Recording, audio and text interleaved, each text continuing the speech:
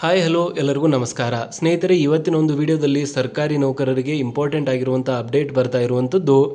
ಕರ್ನಾಟಕ ರಾಜ್ಯ ಸರ್ಕಾರಿ ನೌಕರರಿಗೆ ಕೇಂದ್ರ ಮಾದರಿ ವೇತನವನ್ನು ನಾವು ಜಾರಿ ಮಾಡ್ತೇವೆ.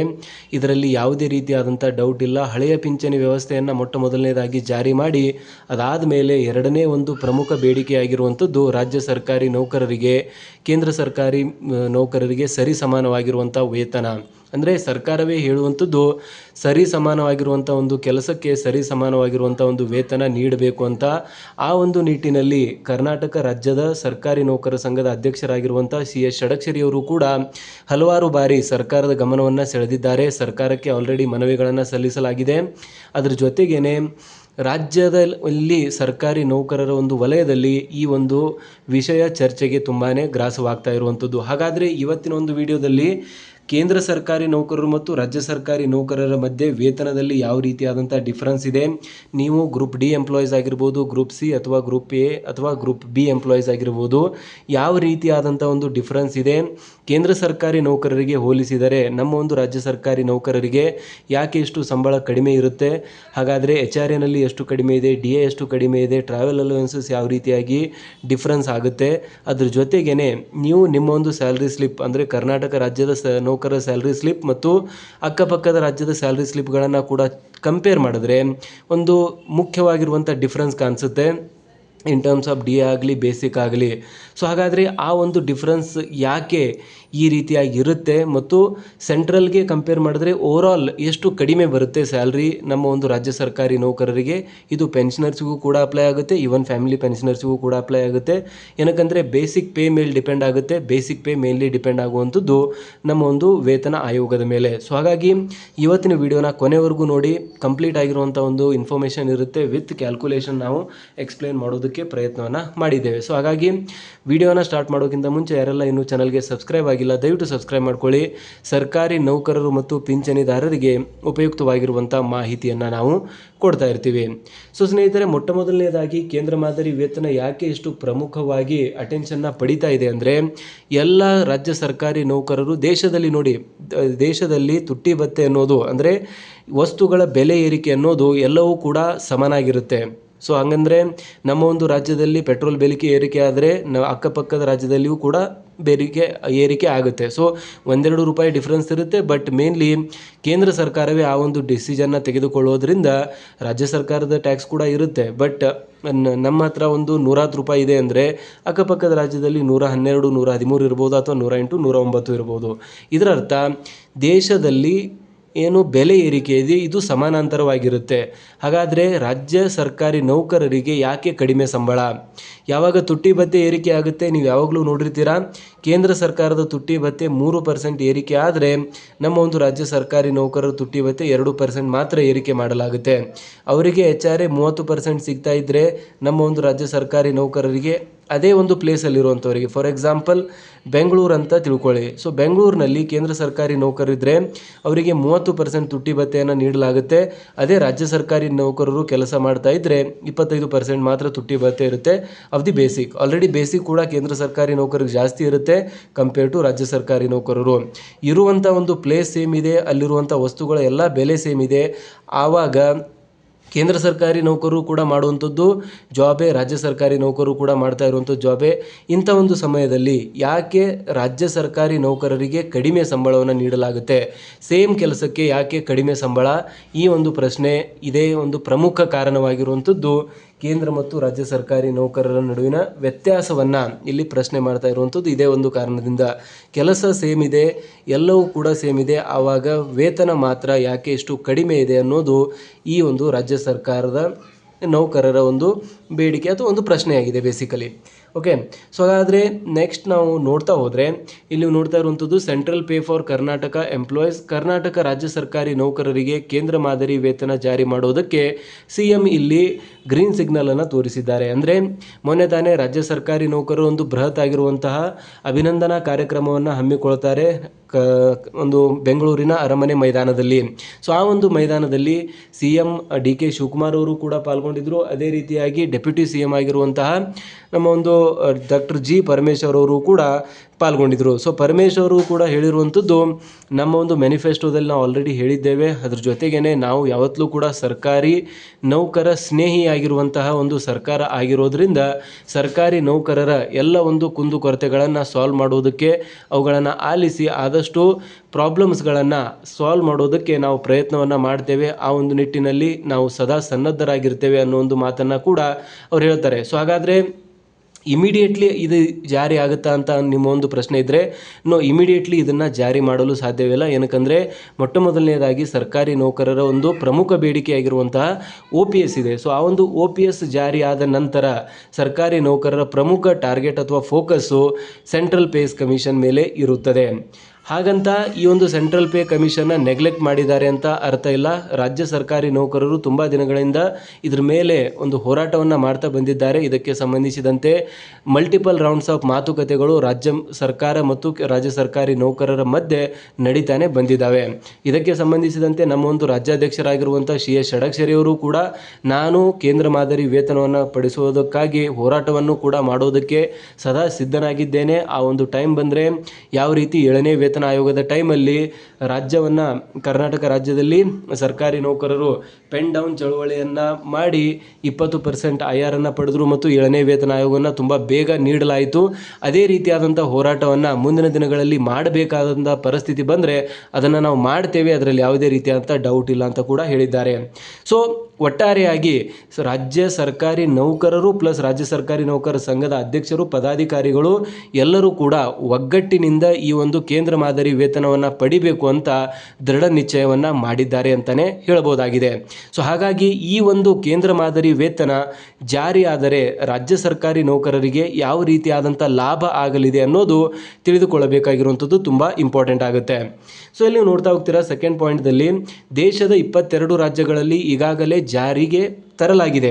ಸೊ ನೋಡಿ, ತುಂಬ ಇಂಪಾರ್ಟೆಂಟ್ ಆಗಿರುವಂಥ ಈ ಒಂದು ಪಾಯಿಂಟ್ ಆಗುತ್ತೆ. ಏನಕ್ಕಂದರೆ ನಮ್ಮ ಒಂದು ದೇಶದಲ್ಲಿ ಆಲ್ರೆಡಿ 22 ರಾಜ್ಯಗಳಲ್ಲಿ ಈ ಒಂದು ಕೇಂದ್ರ ಮಾದರಿ ವೇತನವನ್ನು ಜಾರಿ ಮಾಡಲಾಗಿದೆ. ಸೊ ನಾವು ಹೊಸ ಒಂದು ಯಾವುದೇ ಯೋಜನೆಯನ್ನು ಕೇಳ್ತಾ ಇಲ್ಲ, ಅಥವಾ ರಾಜ್ಯ ಸರ್ಕಾರಿ ನೌಕರರು ಕರ್ನಾಟಕದಲ್ಲಿ ಯಾವುದೇ ಒಂದು ಹೊಸ ಯೋಜನೆಯನ್ನು ನಮಗೆ ಸ್ಪೆಷಲಿ ಕೊಡಿ ಅಂತ ಕೇಳ್ತಾ ಇಲ್ಲ. ಆಲ್ರೆಡಿ ದೇಶದಲ್ಲಿ 22 ರಾಜ್ಯಗಳಲ್ಲಿ ನೀಡಿರುವಂತಹ ಒಂದು ವೇತನ ಏನು ಸ್ಟ್ರಕ್ಚರ್ ಇದೆ, ಪೇ ಸ್ಕೇಲ್ ಏನಿದೆ, ಅದನ್ನೇ ನಮ್ಮ ಒಂದು ರಾಜ್ಯ ಸರ್ಕಾರಿ ನೌಕರರಿಗೂ ಕೂಡ ನೀಡಬೇಕು ಅಂತ ಕೇಳ್ತಿದ್ದಾರೆ. ಅದರ ಜೊತೆಗೇ ಇನ್ನೊಂದು ಇಂಪಾರ್ಟೆಂಟ್ ಆಗಿರುವಂಥ ಪಾಯಿಂಟ್ ಇದೆ. ಕಡುಬಡವ ರಾಜ್ಯ ಆಗಿರುವಂಥ ಬಿಹಾರದಂಥ ರಾಜ್ಯದಲ್ಲಿಯೂ ಕೂಡ ಕೇಂದ್ರ ಮಾದರಿ ವೇತನವನ್ನು ಜಾರಿ ಮಾಡಲಾಗಿದೆ. ನೋಡಿ, ನಮ್ಮ ಒಂದು ಈ ಒಂದು ಪಾಯಿಂಟ್ ಏನಕ್ಕೆ ಇಂಪಾರ್ಟೆಂಟ್ ಆಗುತ್ತೆ ಅಂದರೆ, ಸೊ ರಾಜ್ಯ ಸರ್ಕಾರ ಹೇಳುವಂಥದ್ದು ಸರ್ಕಾರಕ್ಕೆ ಆರ್ಥಿಕ ಹೊರೆ ಆಗುತ್ತೆ, ಸರ್ಕಾರದ ಮೇಲೆ ಆರ್ಥಿಕ ಒಂದು ಪ್ರೆಷರ್ ಬೀಳುತ್ತೆ ಅಂತ.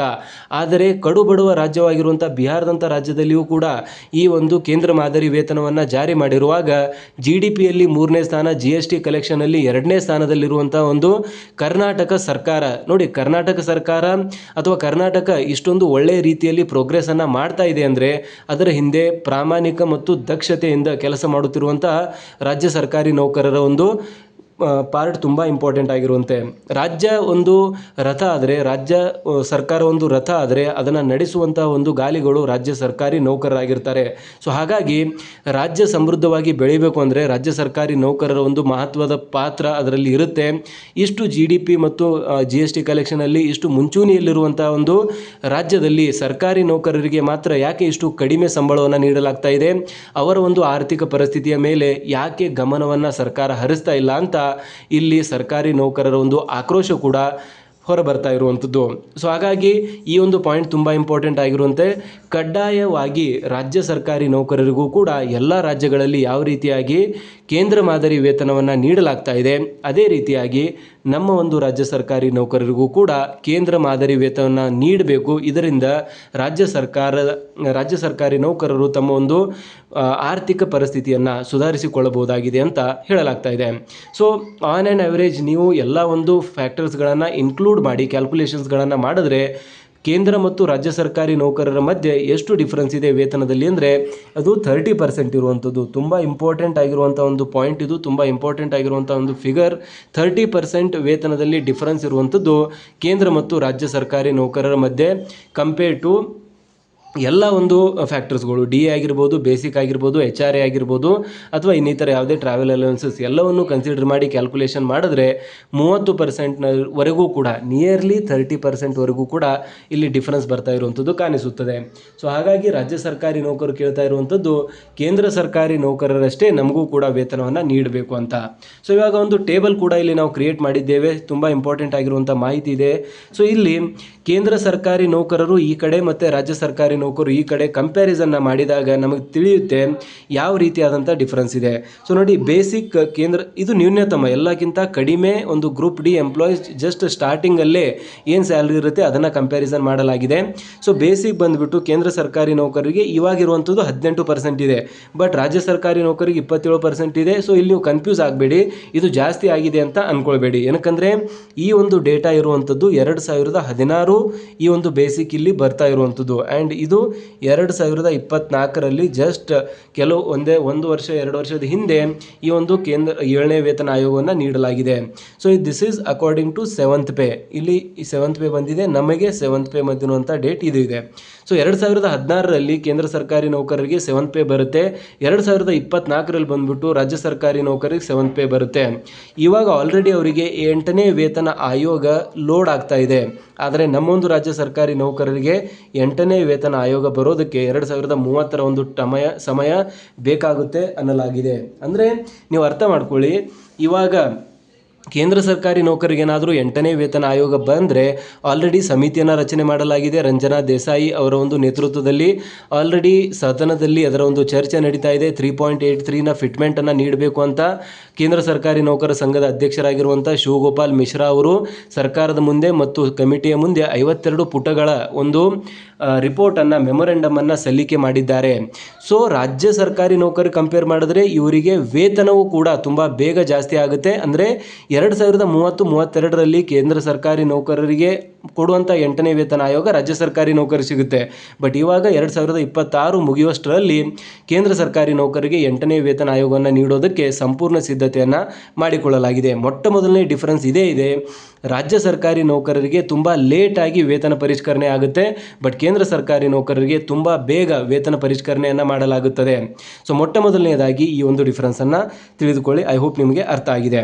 ಸೊ ಇದಾದಮೇಲೆ ಬೇಸಿಕ್ ಬಂದುಬಿಟ್ಟು 18,000 ಇದೆ, ನೋ ಡೌಟ್. ಬಟ್ ಇವಾಗ ನೆಕ್ಸ್ಟ್ 8ನೇ ವೇತನ ಆಯೋಗ ಬಂದರೆ 74,000 ಬೇಸಿಕ್ ಇಲ್ಲಿ ಮಿನಿಮಮ್ ಆಗುತ್ತೆ ಅಂತ ಹೇಳಲಾಗ್ತಾ ಇದೆ. 74,000, 18ರಿಂದ ಸೀದಾ 74,000 ಇಲ್ಲಿ 3.83 ಫಿಟ್ಮೆಂಟ್ನ ಅಡಿಯಲ್ಲಿ ಕ್ಯಾಲ್ಕುಲೇಷನ್ನ ಮಾಡಿದ್ರೆ 3.83 ಫಿಟ್ಮೆಂಟ್ ಏನಾದರೂ ಕೇಂದ್ರ ಸರ್ಕಾರಿ ನೌಕರಿಗೆ ಸಿಕ್ಕರೆ ಏನು ಬೇಸಿಕ್ ಇದೆ ಇದು 74,000 ಆಗಲಿದೆ ಅಂತ ಹೇಳಲಾಗ್ತಾ ಇದೆ. ಸೊ ಇಲ್ಲಿ ನೀವು ನೋಡಿದ್ರೆ ಎಲ್ಲಿ ನಮ್ಮ ಒಂದು 27,000 ರೂಪಾಯಿ ಇರುವಂಥ ಒಂದು ಬೇಸಿಕ್ಕು, ಇಲ್ಲಿ 74,000 ರೂಪಾಯಿ, ಎಷ್ಟು ಹ್ಯೂಜ್ ಆಗಿರುವಂಥ ಡಿಫ್ರೆನ್ಸ್ ಇದೆ ಇಲ್ಲೇ ನೀವು ನೋಡ್ತಾ ಇರುವಂಥದ್ದು in terms of the starting group D ಎಂಪ್ಲಾಯೀಸ್ನ ಸ್ಯಾಲ್ರಿ ಮಧ್ಯೆ. ಸೊ ಇದು ಎರಡನೇ ಒಂದು point in terms of basic. ಇದಾದ ಮೇಲೆ ಡಿ ಎನ ಕಂಪೇರ್ ಮಾಡಿದ್ರೆ 10,800 ರೂಪಾಯಿ ಇದೆ, ಇದು 18,000 ರೂಪಾಯಿಗೆ ಕ್ಯಾಲ್ಕುಲೇಟ್ ಮಾಡಿರುವಂಥದ್ದು. ಅಂದರೆ ಕೇಂದ್ರ ನೌಕರರಿಗೆ ಬರ್ತಾ ಇರುವಂಥ ಡಿ ಎ 60% ಇದೆ, ನಮ್ಮ ಒಂದು ರಾಜ್ಯ ಸರ್ಕಾರಿ ನೌಕರರಿಗೆ ಬರ್ತಾ ಇರುವಂಥ ಡಿ ಎ ಈ ಒಂದು ಲೆವೆಲಲ್ಲಿ 4,252 ಮಾತ್ರ. ಇದು 15.75%. ಏನಕ್ಕಂದರೆ ನಮ್ಮ ಒಂದು ರಾಜ್ಯ ಸರ್ಕಾರಿ ನೌಕರರಿಗೆ ರೀಸೆಂಟಾಗಿ 7ನೇ ವೇತನ ಆಯೋಗವನ್ನು ನೀಡಿರೋದ್ರಿಂದ 50% ಡಿ ಎ ಏನಿದೆ ಅದನ್ನು ಮೆರ್ಜ್ ಮಾಡಲಾಯಿತು ಬೇಸಿಕ್ನೊಂದಿಗೆ. ಸೊ ಆವಾಗ 8% ಏನೋ ಡಿ ಎ ಉಳಿದಿತ್ತು, ಅದಾದಮೇಲೆ 2-3 ಇನ್ಕ್ರಿಮೆಂಟ್ಗಳಾಗಿ 15.75%ಗೆ ಡಿ ಎ ತಲುಪಿರುವಂಥದ್ದು ನಮಗೆಲ್ಲರೂ ಕೂಡ ಗೊತ್ತಿರುವಂಥ ಒಂದು ವಿಷಯವಾಗಿದೆ. ಸೊ ಹಾಗಾಗಿ ಇನ್ ಟರ್ಮ್ಸ್ ಆಫ್ ಡಿ ಎ ಕೂಡ ನೀವು ಕಂಪೇರ್ ಮಾಡಿದ್ರೆ ಕೇಂದ್ರ ಸರ್ಕಾರಿ ನೌಕರರಿಗೆ ಕಂಪೇರ್ ಮಾಡಿದ್ರೆ ನಮ್ಮ ಒಂದು ರಾಜ್ಯ ಸರ್ಕಾರಿ ನೌಕರರಿಗೆ ತುಂಬ ಕಡಿಮೆ ಸಿಗ್ತಾ ಇರುವಂಥದ್ದು ಅವ್ರಿಗೆ ಕಂಪೇರ್ ಮಾಡಿದ್ರೆ. ಇದಾದಮೇಲೆ ನೆಕ್ಸ್ಟ್ ಎಚ್ ಆರ್ ಎನ ಕೂಡ ನೀವು ಕಂಪೇರ್ ಮಾಡ್ಕೊಳ್ಳಿ. 5,400 ರೂಪಾಯಿ ಇಲ್ಲಿ ಸಿಗ್ತಾ ಇರುವಂಥದ್ದು, ದಟ್ ಈಸ್ 30%. ಇದು ಮೆಟ್ರೋಪಾಲಿಟನ್ ಸಿಟೀಸ್ಗೆ ನಾವು ಹೇಳ್ತಾ ಇರುವಂಥದ್ದು, ಇದು ಕೂಡ ಮೆಟ್ರೋಪಾಲಿಟನ್ ಸಿಟೀಸ್. ಸೊ ಡಿಪೆಂಡ್ ಆಗಿರುತ್ತೆ, XYZ ಅಂತ 3 ಸಿಟೀಸ್ಗಳನ್ನು ಇಲ್ಲಿ ಮಾಡಿರಲಾಗಿರುತ್ತೆ. ಸೊ ಎಕ್ಸ್ ಅಂದರೆ ಮೆಟ್ರೋಪಾಲಿಟನ್ ಸಿಟೀಸ್, ವೈ ಅಂದರೆ ಡಿಸ್ಟ್ರಿಕ್ಟ್ ವೈಸ್, Z ಅಂದರೆ ರೂರಲ್ ಸಿಟೀಸಲ್ಲಿ. ಸೊ ಇವುಗಳ ಮಧ್ಯೆ ಡಿಫರೆನ್ಸ್ ಇರುತ್ತೆ, ಅದನ್ನು ನಾವು ಆಲ್ರೆಡಿ ಬೇರೆ ವಿಡಿಯೋದಲ್ಲಿ ಡಿಸ್ಕಸ್ ಮಾಡಿದ್ದೇವೆ. ಬಟ್ ಇಲ್ಲಿ ನೀವು ಕನ್ಫ್ಯೂಸ್ ಮಾಡ್ಕೊಳ್ಬೇಡಿ, ನಾವು ಮಾಡ್ತಾ ಇರುವಂಥದ್ದು 30% ಅಂದರೆ ಆಲ್ರೆಡಿ ಮೆಟ್ರೋಪಾಲಿಟನ್ ಸಿಟೀಸಲ್ಲಿ ಇಲ್ಲಿ ಸಿಗ್ತಾ ಇರುವಂಥದ್ದು. ನಮ್ಮ ಒಂದು ಮೆಟ್ರೋಪಾಲಿಟನ್ ಸಿಟೀಸಲ್ಲಿ ಸಿಗ್ತಾ ಇರುವಂಥದ್ದು ಬರೀ 24% ಮಾತ್ರ. ಸೊ ಇದರಲ್ಲಿಯೂ ಕೂಡ -6%, ಅಂದರೆ ಅವ್ರಿಗೆ ಕಂಪೇರ್ ಮಾಡಿದ್ರೆ -6%, -6 ಪಾಯಿಂಟ್ಸ್ ಇಲ್ಲಿ ಅಥವಾ 6% ನಮ್ಮ ಒಂದು ರಾಜ್ಯ ಸರ್ಕಾರಿ ನೌಕರರಿಗೆ DA ಇಲ್ಲಿ ಕಡಿಮೆ ಸಿಗ್ತಾ ಇರುವಂಥದ್ದು ಕಾಣಿಸ್ತಾ ಇದೆ. HRA ಕಡಿಮೆ ಸಿಗ್ತಾ ಇರುವಂಥದ್ದು ಕಾಣಿಸ್ತಾ ಇದೆ. ಅದ್ರ ಜೊತೆಗೇನೆ ಟ್ರಾವೆಲ್ ಅಲವೆನ್ಸಸ್ಸನ್ನು ಕೂಡ ನೀವು ಕಂಪೇರ್ ಮಾಡಿದ್ರೆ 2116 ರೂಪಾಯಿ ಇಲ್ಲಿ ಕೇಂದ್ರ ಸರ್ಕಾರಿ ನೌಕರರಿಗೆ ಸಿಗ್ತಾ ಇರುವಂಥದ್ದು, ಆ್ಯಂಡ್ ನಮ್ಮ ಒಂದು ರಾಜ್ಯ ಸರ್ಕಾರಿ ನೌಕರರಿಗೆ ಬರೀ 1600 ರೂಪಾಯಿ ಮಾತ್ರ ಸಿಗ್ತಾ ಇದೆ. ಆ್ಯಂಡ್ ಇನ್ನೊಂದು ಇಂಪಾರ್ಟೆಂಟ್ ಆಗಿರುವಂಥ ಫ್ಯಾಕ್ಟರ್, ಇದನ್ನು ನೀವು ನೆಗ್ಲೆಕ್ಟ್ ಮಾಡೋ ಹಾಗಿಲ್ಲ. ಇಲ್ಲಿ ನೋಡಿ, ಕೇಂದ್ರ ಸರ್ಕಾರಿ ನೌಕರರಿಗೆ ಇದು DA ಲಿಂಕ್ಡ್ ಇದೆ, ಆದರೆ ನಮ್ಮ ಒಂದು ರಾಜ್ಯ ಸರ್ಕಾರಿ ನೌಕರರಿಗೆ ಇದು ಫಿಕ್ಸ್ಡ್ ಇದೆ. ಹಾಗಂದರೆ ಒಮ್ಮೆ 7ನೇ ವೇತನ ಆಯೋಗದ ಟೈಮಲ್ಲಿ ರಾಜ್ಯ ಸರ್ಕಾರಿ ನೌಕರರು ಗ್ರೂಪ್ D ಎಂಪ್ಲಾಯೀಸ್ಗೆ ಈ ಒಂದು TA ಅನ್ನೋದು 1600 ರೂಪಾಯಿ ಒಂದು ವರ್ಷಕ್ಕೆ ಫಿಕ್ಸ್ ಅಂತ ಸೆಟ್ ಮಾಡಿದ ಮೇಲೆ ಯಾವುದೇ ರೀತಿಯಾದಂಥ ಬದಲಾವಣೆ ಆಗೋದಿಲ್ಲ. ಇನ್ನೊಂದು ವೇತನ ಆಯೋಗ ಬರೋವರೆಗೂ ಯಾವುದೇ ರೀತಿಯಾದಂಥ ಬದಲಾವಣೆ ಅಥವಾ ಇದರಲ್ಲಿ ಚೇಂಜಸ್ ಆಗೋದಿಲ್ಲ. ಇದರಿಂದ ಏನಾಗುತ್ತೆ, ಸರ್ಕಾರಿ ನೌಕರರಿಗೆ ಆರ್ಥಿಕ ಹೊಡೆತ ಉಂಟಾಗುತ್ತದೆ. ತುಂಬ ಕಡಿಮೆ 10 ವರ್ಷಗಳವರೆಗೆ ಬರೀ 1600 ರೂಪಾಯಿ ಟ್ರಾವೆಲ್ ಅಲವೆನ್ಸಸ್ಸನ್ನು ಕೊಟ್ಟರೆ ಹೆಂಗೆ, ಏನಕ್ಕಂದರೆ 1 ವರ್ಷದಿಂದ ಇನ್ನೊಂದು ವರ್ಷಕ್ಕೆ ಬಸ್ಗಳ ಚಾರ್ಜಸ್ಗಳು, ಮೆಟ್ರೋ ಚಾರ್ಜಸ್ಸು ಮತ್ತು ಆಟೋ ಎಲ್ಲ ಒಂದು ಚಾರ್ಜಸ್ಗಳು ಇನ್ಕ್ರೀಸ್ ಆಗುತ್ತೆ. ಬಟ್ ಸರ್ಕಾರಿ ನೌಕರರಿಗೆ ಫಿಕ್ಸ್ ಆಗಿ ಸಿಗ್ತಾ ಇರುವಂಥ ಒಂದು TA ಮಾತ್ರ ಅಷ್ಟೇ ಉಳಿದಿರುತ್ತೆ. In terms of medical allowances ಕೂಡ ಸೇಮ್ ಇದೆ, ಅದನ್ನು ನಾವು ಈ ಒಂದು ಚಾರ್ಟಲ್ಲಿ ಇನ್ಕ್ಲೂಡ್ ಮಾಡಿಲ್ಲ, ಇನ್ನೊಂದು ವಿಡಿಯೋದಲ್ಲಿ ಸಪ್ರೇಟಾಗಿ ಅದನ್ನು ಡಿಸ್ಕಸ್ ಮಾಡಿದ್ದೇವೆ. MFAನಲ್ಲಿಯೂ ಕೂಡ ಯಾವ ರೀತಿಯಾಗಿ DAನ ಮೇಲೆ ಡಿಪೆಂಡೆನ್ಸಿ ಇರಬೇಕು ಹೊರತಾಗಿ ಫಿಕ್ಸ್ಡ್ ಯಾವುದೇ ರೀತಿಯಾಗಿ ಫಿಕ್ಸ್ಡ್ ಅಲವೆನ್ಸಸ್ಸನ್ನು ನೀಡಬಾರ್ದು ಅಂತ.